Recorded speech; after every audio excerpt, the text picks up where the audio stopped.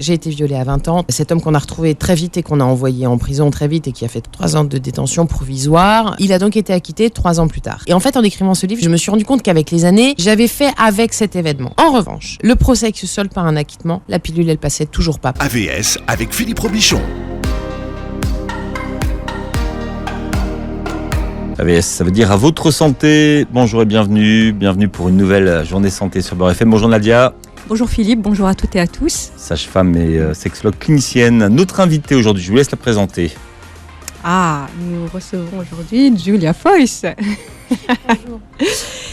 qui est journaliste, sur France Inter. À la grande maison, la grande maison. Et productrice radio. Voilà, et productrice, exactement. Ouais. D'une émission qui s'appelle Pas son genre, le vendredi soir, et qui reprendra à la rentrée. Comme ça c'est dit, comme ça c'est fait. Voilà. Vous savez que vous êtes déjà sur la grille de septembre. A priori, c'est mieux ça. Sauf tsunami. Sinon, je serai un petit peu moins tranquille au moment où je vous parle. Mais j'ai pas reçu mon petit recommandé au mois d'avril, donc c'est qu'a priori. Les affaires reprennent en septembre, et j'en suis ravie.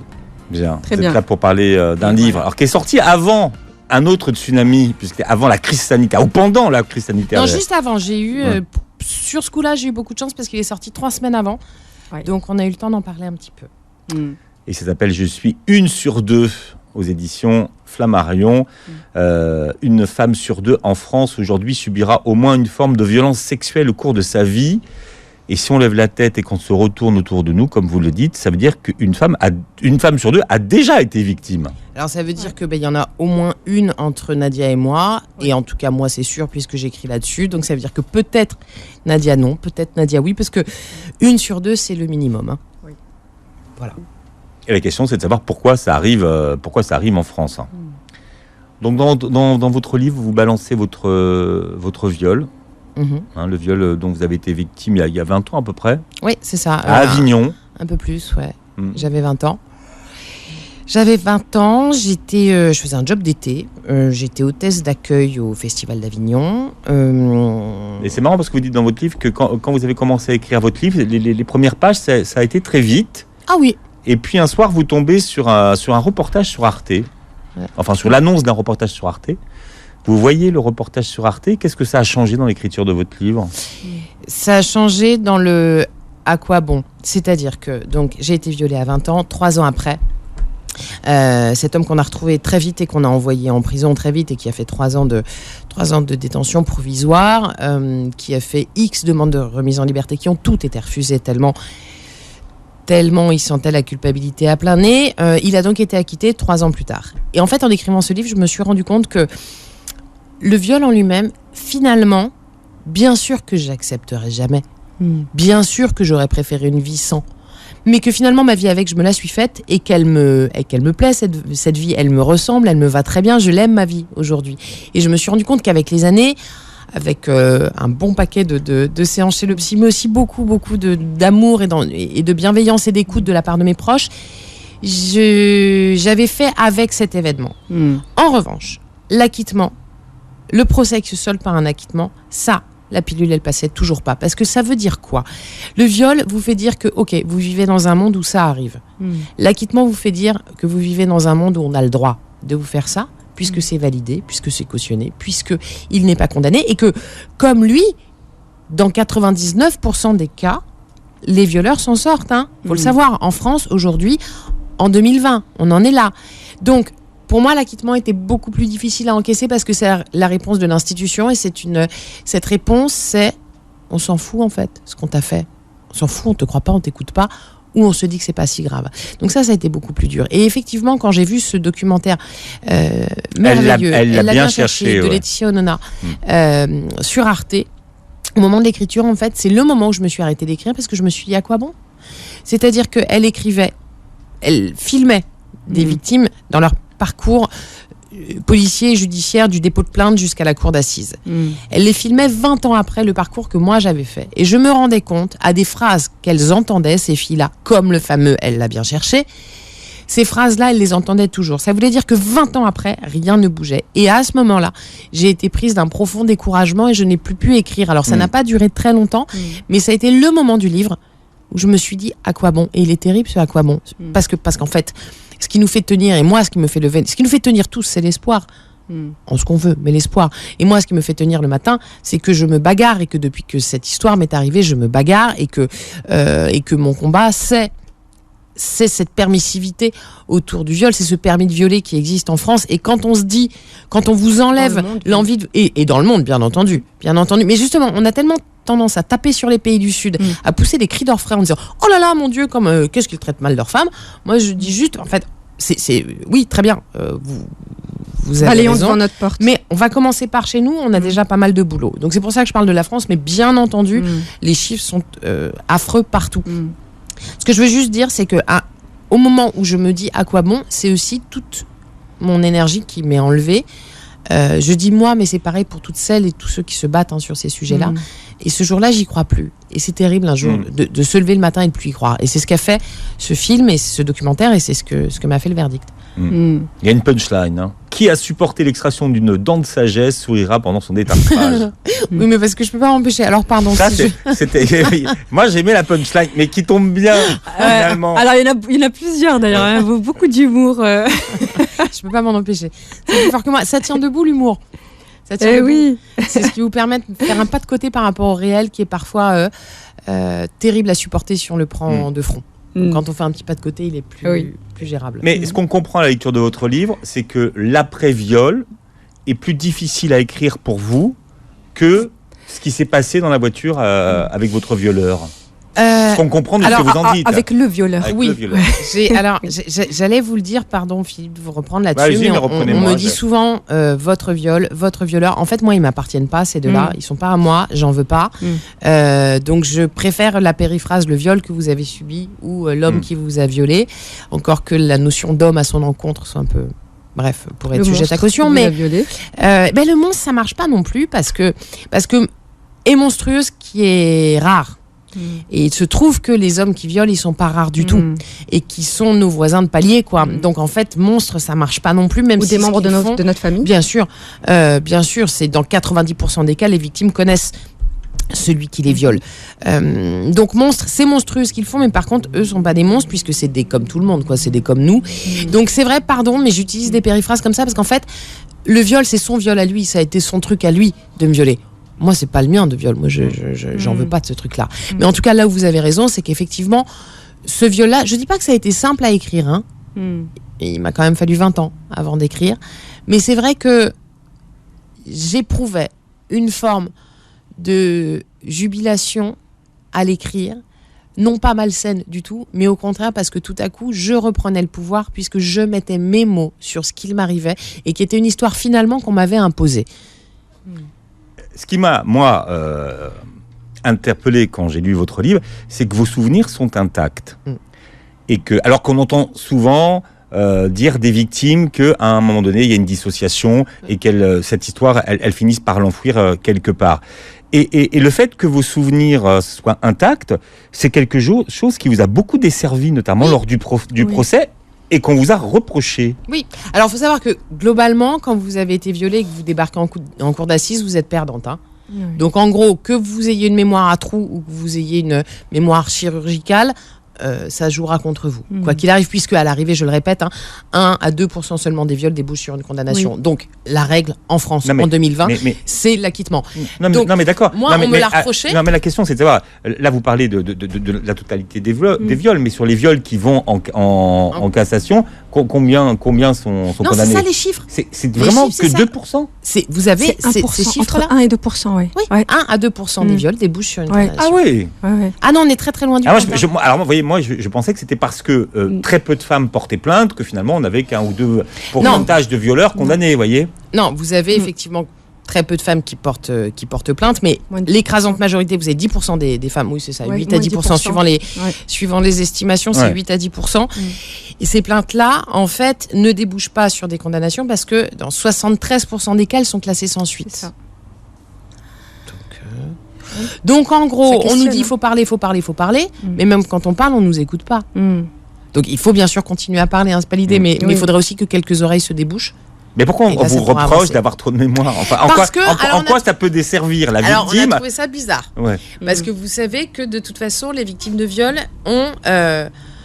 sont présumées menteuses ou présumées coupables ou présumé complice. Et le fait de savoir exactement comment c'était arrivé, ce qui s'était passé, etc., me faisait basculer de celles dont on pense qu'elles inventent ce qui s'est passé, vous savez, pour nuire aux hommes. Donc là, on a dit beaucoup, depuis MeToo, par exemple, on dit beaucoup qu'on va envoyer des cohortes d'innocents en prison, qu'on va briser des vies et des carrières. Preuve en est, d'après les derniers Césars ou le dernier remaniement, que c'est pas tout à fait ce qui se passe, et qu'en général, on peut être accusé de viol, je dis bien accusé de viol, et poursuivre une belle carrière politique ou artistique, donc ça pose pas de problème. La vérité, voire même c'est que... être nommé ministre de l'Intérieur. Exactement. Donc, Ça, c'est moi qui le dis. C'est moi qui le dis. Une belle carrière politique. Tout à fait. Ça, visiblement, ça ne les entrave pas. Nicole Belloubet avait même dit qu'elle ne voyait pas en quoi ça pouvait faire obstacle à sa nomination, puisqu'il était un très bon ministre du budget. Donc écoutez, qu'est-ce que vous voulez que je vous dise ? Si on est un bon ministre du budget, c'est ça qui compte, non ? Évidemment, je plaisante. Mais la bonne mémoire, en tout cas. Ce que je veux dire, pardon, je reviens à votre question. La bonne mémoire, ça fait partie de ce... Dans l'imaginaire collectif, on se dit, depuis la nuit des temps, les femmes, elles mentent, elles manipulent, et elles sont des tentatrices, et elles sont le démon en quelque sorte, et c'est nous qui allons tenter les hommes et les faire tomber dans nos pièges à nous. Et donc quelqu'un qui a une très très bonne mémoire, c'est quelqu'un qui aurait un plan. Vous voyez ce que je veux dire ? Qu'il y a une espèce de précision un peu machiavélique dans ce qu'elle raconte. Lilith en puissance. Et voilà. Et donc, elle raconte une histoire qu'elle a montée de toutes pièces. C'est pour ça qu'il y a autant de détails. C'est pour ça. Alors, c'est pas tout. Ça n'a jamais été dit comme ça. Mais plusieurs fois pendant le procès, on disait, c'est fou quand même, ce dont elle se souvient. On sait que les victimes sont traumatisées. Elle n'a pas l'air si traumatisée que ça, vu l'excellence de sa mémoire. Tout est retourné contre vous de toute façon. Tout. Alors que moi, on m'avait dit justement, fais attention, sois précise dans tes dépositions. C'était mon avocat qui me disait ça. Parce que le moindre élément pourrait être retourné contre toi. Donc, si tu sais pas, tu dis je sais pas. Si par contre, tu donnes un élément, il faut que tu en sois sûr et que tu n'en varies pas. Moi, j'étais bonne élève. Moi, je fais ce qu'on me dit. Donc, moi, j'ai fouillé dans ma mémoire. J'ai été chercher des souvenirs pas très ragoûtants, dont je me serais bien passée. Je les ai énoncés, ces souvenirs-là. Et ensuite, je n'ai plus jamais varié parce que c'était les bons. Et ensuite, ça, on me l'a retourné en pleine tête 3 ans après, quoi. Et il y a un vieux briscard au commissariat, quand même, qui a repéré que vous disiez la vérité. Ça, c'est marrant. C'est enfin le truc, le gars qui a quand même 30 ans de permanence au commissariat, qui dit ah ouais, je sais, vous savez comment je repère les filles qui disent la vérité. Mais sur un truc qui n'a rien à voir en plus. D'où l'importance de former les flics, parce que lui, du coup, avec le temps, il s'était fait l'oreille, et il s'était fait les yeux. Il me reçoit, c'est un lieutenant de police, un peu à quelques années de la retraite à peine. Et il reçoit les prélèvements de l'hôpital. J'avais été à l'hôpital avant d'aller au commissariat parce qu'on ne le dira jamais assez. Foncez dans une UMJ, unité médico-judiciaire, pour qu'il vous fasse un certain nombre de prélèvements avant d'aller au commissariat. Et ensuite, si vous le pouvez, si vous êtes bien entouré, allez au commissariat, portez plainte. Et rappelez-vous que les flics sont tenus de prendre votre plainte. Ils n'ont pas le droit de la refuser. Ce message-là, il faut le répéter et le répéter encore. Ils n'ont pas le droit de la refuser. Ils doivent la prendre. Bref, je suis devant ce vieux renard de la police. Les prélèvements de l'hôpital arrivent. Il les regarde et il dit « Oh non, c'est pas possible, on lui a pas fait tous les prélèvements. » Et c'est vrai qu'ils en avaient fait très peu. Ils avaient un peu déconné. Et moi, j'ai un réflexe. Je dis « Mais c'est pas de ma faute. » Et en fait, là, il a relevé les yeux, il m'a regardé et j'ai vu à son sourire qui avait changé que là, ça y est, il me croyait. Et en fait, il a rien dit pendant 1 ou 2 secondes. Et il m'a dit, moi, vous savez à quoi je reconnais une femme qui a été violée ? C'est qu'elle se sent coupable de tout. Son premier réflexe, c'est toujours de penser qu'on l'accuse de quelque chose parce qu'elle pense qu'elle est coupable de ce qui lui est arrivé. Elle dit, et il me dit, là, j'ai jamais pensé que c'était de votre faute qu'il n'y ait pas assez de prélèvements. Je le disais en l'air, je le disais comme ça. Et vous m'avez dit, c'est pas de ma faute. Et à ce signe-là, il s'est dit, ok, elle ment pas. Comme quoi...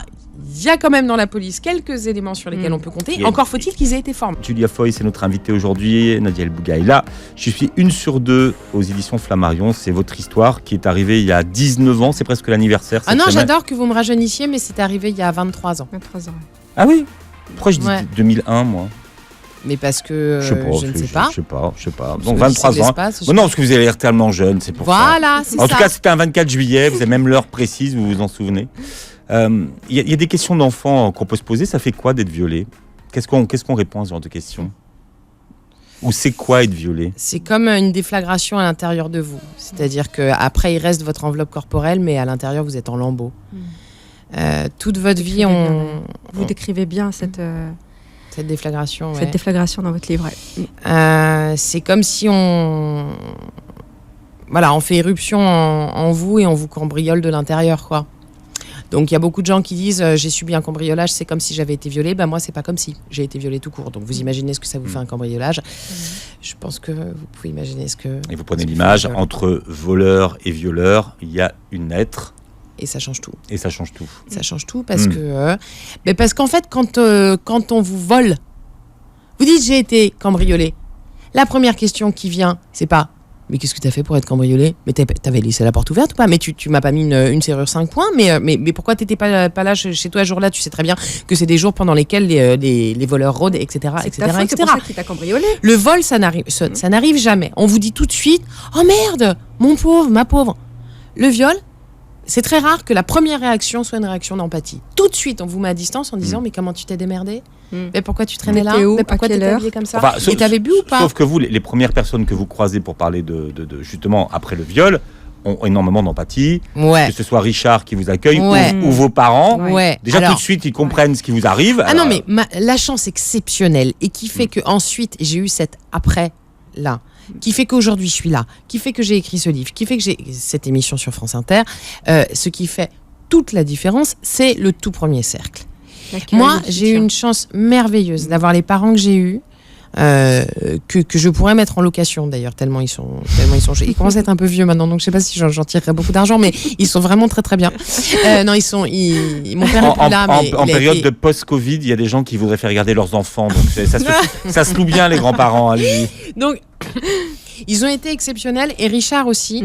Richard, c'est un serveur sur lequel je tombe en voiture juste après le viol, et en fait qui arrête la voiture et qui me dit ça va pas, forcément ça allait pas, j'avais pris de la lacrymo dans la gueule et j'avais pris quelques coups dans la gueule, donc j'avais pas tout à fait mon visage habituel.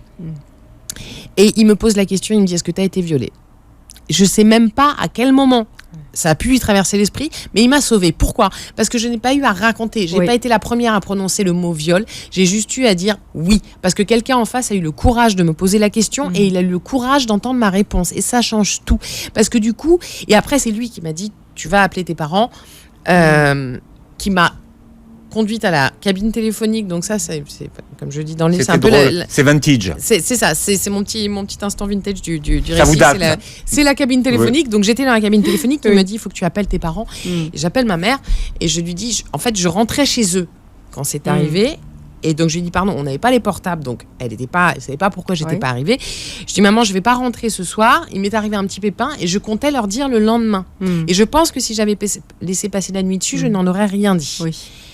Et ma mère me dit est-ce que tu as été violée? Je me dis mais qu'est-ce qu'ils ont tous ce soir-là à me poser la question? Je plaisante, mais j'ai eu vraiment la chance d'avoir deux personnes qui m'ont posé la question, et à partir de là, je n'ai pas pu prendre la route du déni, qui est la route la plus destructrice, parce qu'en fait, on veut mettre un couvercle dessus et ça vous bouffe de l'intérieur. Moi, j'ai eu la chance formidable d'avoir des gens qui ont ouvert la porte, cru et qui ont ouvert la porte pour que je puisse parler. Et dans ces cas-là, quand on a été violé, on ne s'en sort qu'en parlant. Il n'y a pas d'autre solution possible. On n'oubliera jamais, on ne mettra jamais de couvercle dessus. Donc il faut parler, mais pour ça, il faut des gens en face qui soient capables d'entendre.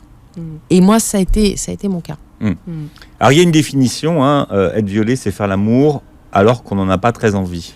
Alors c'est pas tout à fait une définition, c'est je cherche. C'est une rédactrice en chef qui m'a dit ça, qui m'a dit franchement, être violé, c'est faire l'amour quand on n'en a pas très envie. Alors en fait, ça n'a rien à voir, parce que déjà on ne fait pas l'amour avec quelqu'un qui vous viole. Déjà de base, il y a à aucun moment il n'est question d'amour. À aucun moment. Exactement. À aucun moment il n'est question de faire, puisqu'on subit. Donc déjà faire l'amour, on oublie. Un viol n'a strictement rien à voir avec de la séduction, du désir, du plaisir ou de la libido. Si vous voulez, c'est pas le même parce que ça, c'est des choses qui reviennent, qui se met en place. C'est pas les mêmes moteurs qui sont en jeu. C'est Emmanuelle Piette, présidente du collectif féministe contre le viol, que j'adore et que vous connaissez certainement, qui dit c'est pas parce de Philippe, Mme Piette, habituée de Beurre FM. Et elle dit c'est pas parce que tu te prends un coup de pelle que tu fais du jardinage. C'est à peu près pareil. C'est-à-dire que c'est pas parce que ça touche les organes sexuels que c'est une sexualité. C'est une violence. Si désir il y a dans la tête d'un violeur, ça n'est pas un autre désir que celui de vous détruire. Parce que sinon, alors pardon, mais il y aurait que des victimes très jeunes, très belles, très désirables. C'est tout sauf le cas. C'est tout. Je veux dire, ça n'est pas cette mécanique-là qui est à l'œuvre. C'est un paradigme de violence et non pas de désir.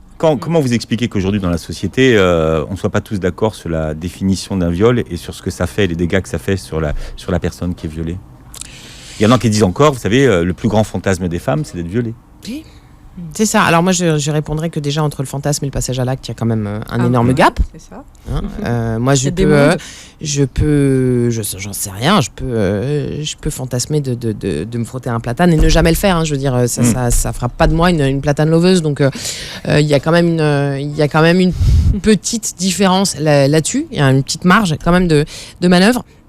Je pense que de toute façon, le viol existe, quels que soient les milieux, quels que soient les endroits du monde, à toutes les époques, depuis la nuit des temps, et on le sait. C'est Françoise Héritier qui le rappelle. L'espèce humaine, de toutes les espèces animales, est celle où les mâles sont le plus violents avec leurs femelles, et celle où les mâles ont érigé en arme de guerre le viol, qui est une arme de guerre, et depuis toujours. Donc en fait, c'est quelque chose de pas de naturel, le viol, mais d'éminemment culturel. Et quelles que soient, pour le coup, les ethnies, les religions, etc., c'est à tous les étages. Sauf qu'on ne veut pas le voir. Ça fait des millénaires que ça existe, mais ça fait des millénaires qu'on se bouche les yeux parce que ça fait partie de ce qu'on appelle cette fameuse culture du viol, c'est-à-dire que nos civilisations sont assises sur l'idée que le corps des femmes est à disposition des hommes. Point. Donc où est le problème ? Où est le problème ? Donc plutôt que de changer cette société, et c'est quand même un petit peu ce qu'on essaie de faire depuis 3 ans, plutôt que de tout remettre à plat, de renverser la table et de dire non, en fait les gars, alors on vous explique, notre corps il est à nous, donc en fait il vous appartient pas. Donc si vous avez vos fameuses pulsions qui, soit dit en passant, n'existent pas, c'est-à-dire que si on mange pas, si on boit pas, on meurt. Si on baise pas, on meurt pas. Et puis par ailleurs, si on a très très très envie, on a d'autres techniques plutôt que...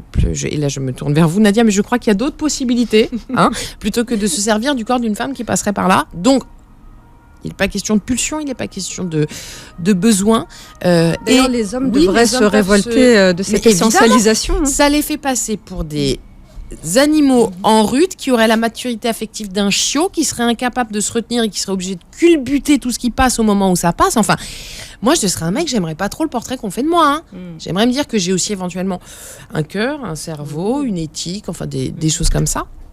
Donc c'est ça qui est en train de se passer. Ce qu'on essaye de faire depuis 3 ans avec MeToo et Balance ton porc, c'est de reprendre les choses à la base et de dire non, les mecs sont pas intrinsèquement violents et naturellement violeurs, et non, les femmes ne sont pas à disposition des hommes. Sauf que c'est très très long de réécrire des millénaires d'histoire, c'est très très long de venir à bout de millénaires de sexisme, de repos du guerrier et de droit de cuissage, et on le fera pas en 50 ans de féminisme, même si là c'est vrai qu'on avance un peu plus vite qu'avant. Et n'oublions pas d'ailleurs que les fantasmes sexuels c'est une construction, et c'est une construction sur une réalité sociale, sur un vécu social. Donc ces arguments de dire oui mais les femmes elles fantasment le viol, c'est aussi parce qu'on construit le viol comme une idée de être prise par surprise, fait monter l'adrénaline, les femmes n'attendraient que ça. Donc c'est parce que dans la culture justement du viol, il y a cette idée encore qui perdure. Donc la déconstruction, elle se fait même dans l'imaginaire. Bien sûr, et en plus, et elle se fait aussi dans le vocabulaire, parce que combien de fois on entend qu'il faut prendre femme. Alors ça, prendre femme, ça existe depuis des siècles, et des millénaires. Et prendre pour époux aussi. Oui, mais la prise, elle a quelque chose de conquérant, et la conquête a toujours été du côté du masculin et pas du côté du féminin. C'est-à-dire, c'est sabre au clair, on y va, et on conquiert. Et pour conquérir, pour conquérir, c'est bien là. Quelle heure il est, quelle journée, je sais plus. Alors voilà, pour conquérir. Vous savez que vous allez pouvoir faire de la radio bientôt. Alors là, franchement, je dis. Je veux pas retourner à l'antenne, je suis pas capable. C'est bien, c'est un exercice mais, là. Voilà, je m'entraîne avec vous. Non, pour conquérir. Et ben on met les femmes à terre et on les engrosse et on se répand comme ça. D'accord. Voilà. Enfin, je veux dire, c'est quand même... Je voulais juste vous dire que en fait, c'est acceptez-vous de prendre pour femme ou pour époux. Donc non, mais le fait de prendre femme, les deux, voilà. Mais par exemple, on dit, si on parle de sexualité, il l'a prise, mais on dit jamais que elle l'a pris. C'est-à-dire que on prend dans une sexualité, on prend en levrette, pardon, mais quand on prend en levrette, c'est l'homme qui prend la femme et c'est pas l'inverse, pardon. Donc le verbe prendre, c'est quelque chose qui est tout à fait associé au masculin, et donc il est bien question à un moment donné de, oui, il y a quelque chose de l'ordre de la prise de guerre quand même dans l'inconscient collectif et dans le vocabulaire, et ça faut que ça cesse. votre violeur, il n'avait pas le bon profil. Enfin, je ne sais pas s'il y a un bon profil de violeur, mais... Vous dites, j'ai eu le... Oui, voilà. C'est toujours pas le mien, le violeur. Oui. Surtout qu'à mon avis... Ouais, le violeur, surtout qu'à mon avis, il l'a fait vu comment son plan était calibré. Il a dû le faire avant moi et avant d'autres, donc je le partage à minima avec quelques autres. Contribuable, blanc et fouteux. Ouais, et c'est ce qui... Ouais, mais parce que et c'est ce qui a joué contre moi. Le fait est que il était effectivement père de famille, entraîneur de l'équipe des minimes, etc., et qui payait ses impôts. Ça, je l'ai beaucoup entendu pendant le procès, comme si le fait de payer ses impôts empêchait de violer. Non, mais pour vous dire à quel point on marche sur la tête. Parce qu'en fait, donc, ce qui se disait en cour d'assises, c'est qu'il n'avait pas le profil du violeur et que donc il ne pouvait pas m'avoir violée. Parce qu'en fait, il y a un truc qui rassure plus que tout, c'est de se dire que le viol, c'est très très loin de nous et que donc les violeurs, c'est des gens qui sont pas comme nous. C'est des gens qui n'habitent pas dans la cité, qui ne nous ressemblent pas. C'est des monstres, des loups-garous qui interviennent de nuit dans des endroits interlopes. Parce que se dire la vérité, qui est que les violeurs sont des gens parfaitement comme nous, qui sont là, ils sont au milieu de nous, ça interroge notre complicité aussi, ça interroge toute notre société. Donc moi, on m'a posé au cours de l'instruction, je ne sais pas combien de fois la question, l'individu était-il de type maghrébin, parce qu'en plus ça sort d'une traite comme ça, et j'avais beau leur dire non, on me reposait la question, parce que ça aurait arrangé tout le monde, parce qu'à ce moment-là, ça veut dire que nous, les Blancs... bien catho comme il faut, on n'a pas à se remettre en question puisque c'est le fait de barbares, le viol. Et c'est pas nous. Le problème, c'est que c'est nous. Donc on a peut-être intérêt à se regarder un peu en face. C'est nous tous, ouais. Ça a aidé à son acquittement, vous pensez ça ? Oui, largement. Largement parce que je compte pas le nombre de salive qui a été gâchée à se demander s'il avait le profil ou pas du violeur, quoi. Donc oui, bien sûr. Il y a autre chose qui l'a aidé à l'acquittement, c'est qu'on vous a reproché de... entre guillemets, rebondir derrière cet événement, c'est-à-dire finalement d'intégrer une école de journalisme, d'être monté sur Paris, avoir continué à vivre. C'est-à-dire qu'on m'a beaucoup dit, pendant le procès, j'en souris maintenant parce que c'est tellement énorme que... Voilà, on m'a beaucoup dit que j'allais quand même très bien. Donc de deux choses l'une, soit je mens, et il m'est rien arrivé, soit c'était pas si grave que ça. C'est pareil, de même que le violeur doit ressembler à l'idée qu'on s'en fait, c'est-à-dire d'être une espèce de marginal qui hante la nuit. La victime, elle, doit ressembler à l'idée qu'on s'en fait, c'est-à-dire qu'elle doit porter les stigmates du crime. Il faut que ça se voit. Il faut que ça se voit, il faut que ça suinte, il faut que ça saigne, il faut que... Voilà. Moi, j'avais décidé... Et encore, bien sûr. Bien sûr. Moi, j'avais... Mais encore, on lui reprocherait de pleurer à la barre et de jouer les victimes et de... Voilà. D'être donc, une de toute façon, dépressive. donc, de toute façon, on est coincé. Mais néanmoins... Il vaut mieux quand même aller porter plainte parce que c'est tout simplement un crime qu'on a subi. Donc à partir du moment où on a subi un crime, dans un monde idéal, ça se paye. Donc voilà. Mais moi, on m'a reproché ça. Effectivement, le procureur a dû se lever au milieu des débats à un moment donné pour dire à la cour, on peut pas, au juré principalement, on peut pas lui en vouloir de vouloir aller bien. Et on ne peut pas lui en vouloir ce soir-là d'avoir voulu sauver sa peau. Gaëlle Bogaïla, elle discute avec Julia Foyce, qui est notre invitée aujourd'hui. Vous êtes journaliste et productrice radio et vous publiez Je suis une sur deux aux éditions Flammarion. Quel est le message que vous tenez à faire passer dans votre livre ? Aux filles à qui ça vient d'arriver, je veux leur dire qu'elles ne sont pas toutes seules. Parce que c'est parce que le viol est un sujet tabou, parce que les filles sont les premières à être accusées, d'être coupables ou complices, qu'elles se taisent et du coup elles croient qu'elles sont seules à qui c'est arrivé et que donc du coup c'est elles qui ont un problème, etc. Je veux juste leur dire, vous n'êtes pas toutes seules, en fait on est une armée. Un viol toutes les 7 minutes en France, ça fait 94 000 femmes chaque année. Ça fait déjà un peu de monde, donc je veux leur dire ça, qu'elles ne sont pas seules. Je veux leur dire aussi accessoirement, je vous en supplie, tentez, si vous pouvez, de ne pas vous laver. Et je dis bien... Je ne suis pas en train de leur dire ne vous lavez pas. Parce que s'il y a bien une chose à faire avec une fille à qui ça vient d'arriver, c'est de lui donner un ordre de plus et de lui faire subir une contrainte de plus. Donc il ne s'agit pas de la comprendre. Que vous avez fait. Moi, je me suis lavée. Voilà, bon, je me suis lavée, j'ai eu ce réflexe comme beaucoup de femmes et donc ça a effacé les preuves ADN. Point.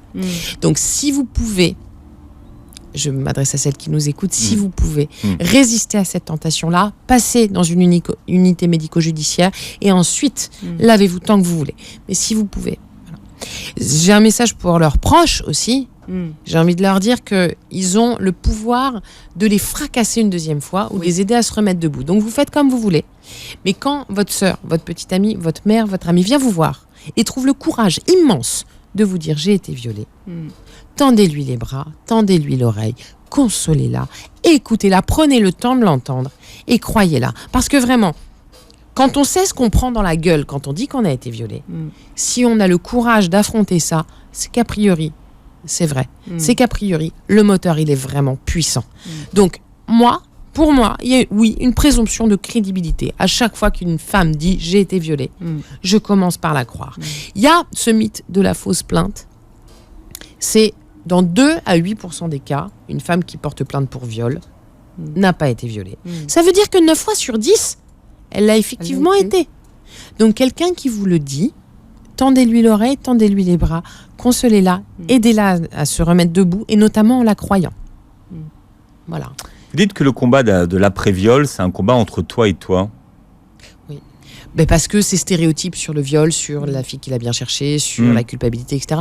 Vous avez été biberonné avec, donc vous aussi, vous avez tendance à y croire. Et puis, vous sentez le boulot qu'il y a à faire, vous sentez à quel point il va falloir renverser la table, à quel point vous allez devoir vous attaquer à des préjugés qui sont vieux comme le monde. Alors parfois, vous n'avez pas le courage. Donc c'est contre vous-même d'abord que vous vous battez. Et il faut du temps d'abord pour vous convaincre que non, vous êtes coupable de rien. Vous avez accepté facilement de rencontrer des femmes qui, comme vous, ont été violées ? Au début, j'ai eu beaucoup de mal. Au début, j'ai pas voulu. On m'a orienté vers un groupe de parole du collectif féministe contre le viol, qui est une association qui est absolument géniale, qui a un numéro vert, anonyme et gratuit. La ligne, c'est viol femmes info service. Le numéro là m'échappe, mais la ligne c'est une ligne d'écoute qui est vraiment super. Et ils ont par ailleurs un groupe de parole. J'y suis allée et j'en suis très vite repartie parce que je voulais pas être confrontée à ce que j'étais devenue. J'étais devenue aussi une victime de viol, pas que, mais aussi. Et en fait, comme j'avais la chance d'avoir un entourage qui me croyait, qui me soutenait, que je pouvais parler avec eux, j'en ai pas ressenti le besoin immédiat. Et puis je me suis tournée vers un psy. Je suis fille de psy, donc forcément chez moi c'est assez naturel d'aller chez le psy. C'est pas non plus comme c'était la chose la plus extraordinaire du monde. Donc j'ai travaillé sur moi comme ça. Et puis 10 ans après, j'ai pu en rencontrer et je n'ai plus jamais cessé de le faire. Parce que j'ai fait une enquête pour le journal Marianne sur un état des lieux du viol en France et que je me suis rendu compte à quel point ce qui m'était arrivait à d'autres, à quel point c'était pas un fait divers mais un phénomène de société, à quel point tout un système encourageait le viol, faisait pas que l'autoriser, mais l'encourageait, et à quel point il était question d'un système patriarcal, d'une domination masculine qui depuis la nuit des temps faisait subir ce genre de choses aux femmes au moins une fois dans leur vie, au moins une forme de violence sexuelle. Quand vous comprenez ça, vous sortez le sujet de vous-même et vous comprenez qu'en fait votre colère, vous allez arrêter de la retourner contre vous, mais que ça va devenir un combat. Et un combat collectif. Et à partir de là, non seulement à partir de là, j'ai accepté d'en être de cette cohorte de femmes qui ont été violées, mais j'ai aussi compris que j'étais pas que ça. J'ai aussi compris que je pouvais faire quelque chose de ça. J'ai aussi compris que je pouvais faire quelque chose de ma vie, mais qu'en même temps il y avait ça et que ça faisait partie de moi, mais que ça n'était pas moi le problème en fait. Vous racontez, j'ai pas fait d'insomnie, j'ai pas fait de tentative de suicide. Enfin voilà. J'y ai pensé une fois. Pas de dépression. Mais après le verdict justement. Alors pas seulement après le verdict, mais en fait le lendemain du verdict, j'arrive en gare d'Avignon et il y a en une de la Provence le mec qui m'a violée et son avocat, et ils posent tous les deux en une et on dirait des winners, et à l'intérieur il y a un papier où le mec raconte qu'on lui a volé sa vie, que on lui a brisé son innocence, qu'il va mettre une vie entière à se reconstruire. Et je me dis ok, donc en fait même mes mots tu les prends, même mes mots ils sont plus à moi en fait. Et là j'ai vu un train arriver et j'ai eu fraction de seconde l'envie de me jeter dessous. Et moi qui suis quelqu'un qui suis très très très du côté de la vie, c'est la seule fois, ça a duré une fraction de seconde. Et pardon, je vais sans doute un peu plomber le petit-déj de ceux qui nous écoutent, mais il se trouve que mon frère venait de mourir d'un accident 3 jours avant. Et je me suis dit, je peux pas faire ça à mes parents. Ils étaient déjà perdu un fils. Je peux pas leur faire perdre une fille. Donc j'ai reculé. et plus jamais j'ai eu envie d'en finir, plus jamais. Maintenant, j'ai pas eu effectivement ni les comportements qu'on décrit chez les femmes victimes de viol, qui derrière ont des comportements à risque, destructeurs, suicidaires, etc., qui sont terribles. Hein. C'est tout ce qui est lié au post-traumatique. Je n'ai pas eu ça.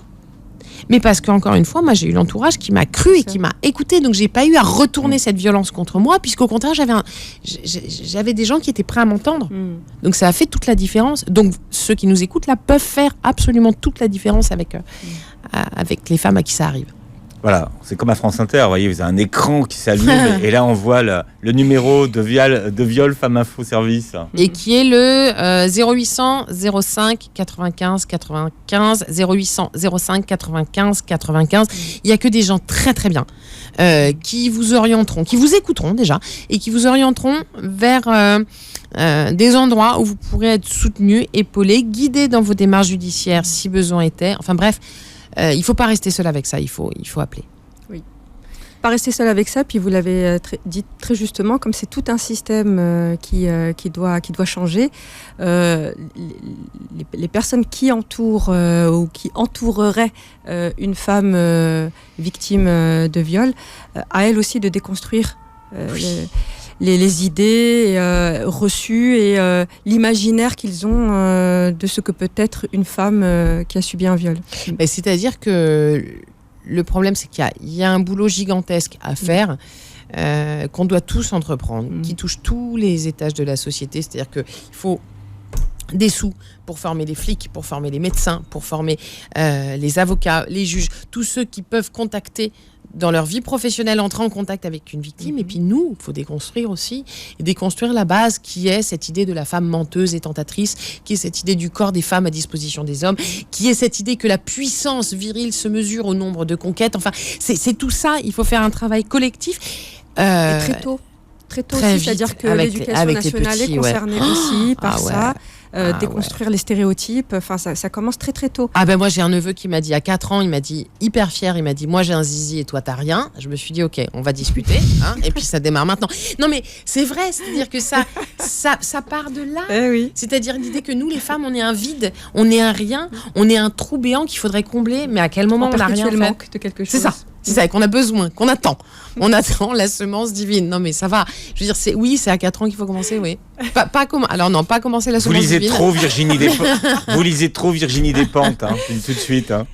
D'ailleurs, mais moi je l'aime beaucoup. Virginie. Non, mais je sais. D'ailleurs, vous dites que les deux lectures qui vous ont aussi, qui m'ont sauvé, qui ont généré chez vous la suite, c'est celle de Clémentine Autain et Virginie Despentes. Parce qu'elles sont sorties à peu près à la même époque, un livre où elles racontaient chacune avoir été violées. Alors toutes les deux dans des objectifs, des buts et des façons très très très très très différentes. Vous avez une femme politique, une femme de lettres qui je le dis dans le bouquin, c'est 2 salles, 2 ambiances, donc rien à voir.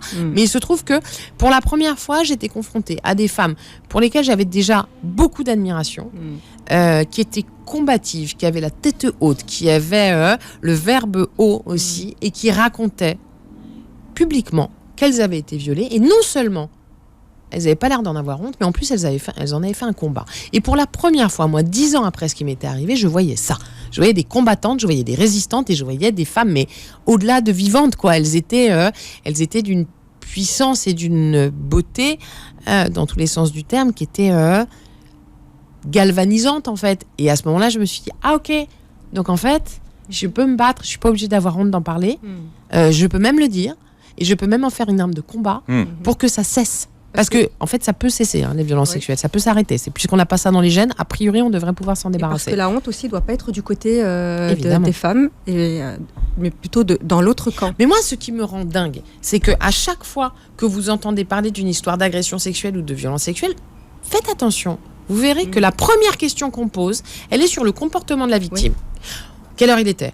Comment elle est habillée ? Pourquoi elle a accepté un verre ? Mais la première question à se poser, c'est pourquoi il l'a violée. Donc ça veut dire que quoi ? Lui, on lui pose aucune question, tout va bien, tout est normal. Et par contre, les femmes, on leur demande comment elles sont habillées.